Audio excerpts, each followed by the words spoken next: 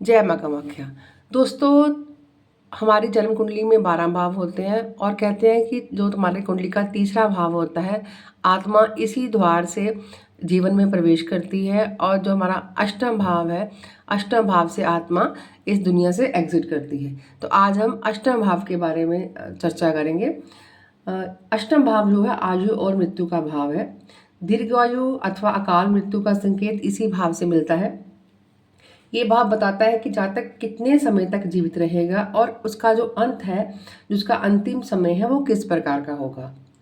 गुप्त ज्ञान और रहस्य तंत्र मंत्र ज्योतिष गूढ़ विद्या और रहस्यमय घटनाओं का घर भी यही है।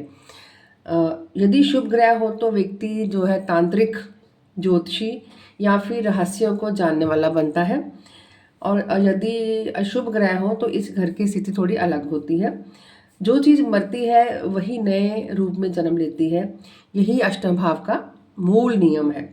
ये भाव जीवन में अचानक परिवर्तन, संकट से अवसर बनाने की शक्ति देता है। मीन्स अगर आपके जीवन में अचानक से परिवर्तन आते हैं, आपकी ट्रांसफॉर्मेशन होती है, या आप पे कोई संकट आता है, तो उस संकट से भी अवसर बनाने की, उस ट्रांसफॉर्मेशन से भी आप जो है कुछ पॉजिटिव सोच सकते हो। वो शक्ति हमें पॉजिटिव पा सकते हो, वो शक्ति हमें इसी घर से मिलती है, अष्टम भाव ही देता है। पति पत्नी का धन का संयुक्त भाग और विरासत के विषय में भी इसी भाव से हम देखते हैं। अष्टम भाव जो है दुखों का नहीं बल्कि आत्म शुद्धि का भाव है। ये व्यक्ति को भीतर से तोड़ता नहीं बल्कि नया बनाता है।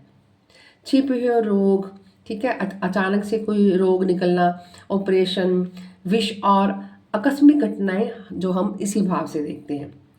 जो व्यक्ति अष्टम भाव के प्रभाव में होता है वह सत्ता के नीचे की सच्चाई तक पहुंचता है। इसलिए इसको हम रिसर्च का भाव भी बोलते हैं, यानी शोधकर्ता, ज्योतिषी, रहस्यवादी या फिर मनोवैज्ञानिक इसी भाव से बनते हैं। ये भाव पिछले जन्म के कर्मों का स्टोरेज है, यानी जातक जो भुगतता या पाता है वह पूर्व जन्म के कर्मों से जुड़ा होता है। वो भी हम इसी भाग से देखते हैं, इसी भाव से देखते हैं। गुप्त प्रेम संबंध, मन की गहराई, भावनात्मक जटिलता इसी घर से जुड़ी होती है। जो मरता है वो समाप्त नहीं होता बल्कि रूप बदलता है। यही अष्टम भाव का रहस्य है। दोस्तों, अष्टम भाव जो है वो विनाश नहीं है, वो पुनर्जन्म का द्वार है। जो अंधकार से उतरता है वही प्रकाश तक पहुंचता है। तो हमने ये आज अष्टम भाव के जो है बारे में चर्चा की है। आशा करती हूँ आपको अच्छी लगी होगी। अगर अच्छी लगी है तो प्लीज़ वीडियो को लाइक करें और चैनल को सब्सक्राइब करें। जय श्री कृष्ण।